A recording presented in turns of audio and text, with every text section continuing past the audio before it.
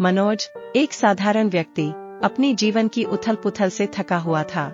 उत्तराखंड के एक छोटे से गांव में रहने वाला उसे अपनी मध्यम वर्गीय नौकरी और पारिवारिक जिम्मेदारियों के बीच संतोष का कोई अनुभव नहीं हो रहा था। उसका जीवन एक रास्ता में लिपटा हुआ था, जहां सुबह उठना, काम पर जाना और फिर सो जाना ही एकमात्र दिनचर्या रह गई थी। उसके मन में उठता सवाल था, क्या यही जीवन है?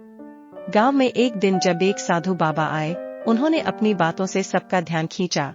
उन्होंने कहा, जब तक आत्मा परमात्मा से नहीं जुड़ती, तब तक जीवन अधूरा रहता है। बद्रीनाथ की यात्रा हर आत्मा को झकझोर देती है।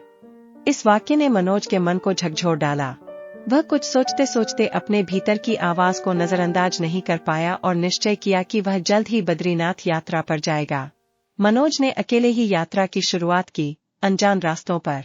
रास्ता बहुत कठिन था, चढ़ाई तेज थी और मौसम बहुत सर्द। लेकिन आश्चर्यजनक रूप से उसे हर मोड़ पर मदद मिली। एक वृद्ध दंपति ने उसे रेनकोट दिया, एक यात्री ने भोजन साझा किया और एक स्थानीय गाइड ने उसे सुरक्षित रास्ता दिखाया। मनोज बहुत प्रभावित हुआ। हाँ, दुनिया में अच्छाई और स्वयं मौजूद है। जब मनोज ने पहली बार बद्रीनाथ मंदिर के भव्य द्वार देखे, उसकी आंखों से आंसू छलक पड़े। बर्फ से ढकी चोटियों के बीच यह मंदिर उसके लिए एक अनमोल अनुभव बना। भगवान विष्णु के दर्शन करते ही उसे ऐसा लगा कि जैसे ईश्वर कह रहे हों, तू अकेला नहीं है, मैं सदा तेरे साथ हूँ। इस अनुभव ने उसके जीवन की धारा बदल दी। वापसी पर मनोज का चेहरा एक नई चमक से भर गया था। वह अब पहले जैसा नहीं था।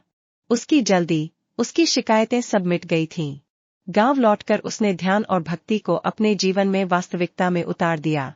अब वह हर रविवार बच्चों को पढ़ाता और ध्यान के माध्यम से अपने मन को शांत करता। मनोज, जो कभी खुद में खोया था, आज दूसरों के जीवन में रोशनी बांट रहा था। इस प्रकार बद्रीनाथ की यात्रा केवल एक तीर्थ यात्रा नहीं थी, बल्कि एक गहरे आत्मिक परिवर्तन की यात्रा थी।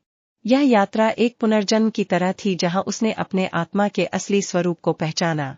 जैसा कि लोगों ने कहा, भगवान के द्वार तक जाने वाला रास्ता कठिन हो सकता है, लेकिन उस दर पर जो झुक गया, वो जीवन में फिर कभी नहीं झुकता।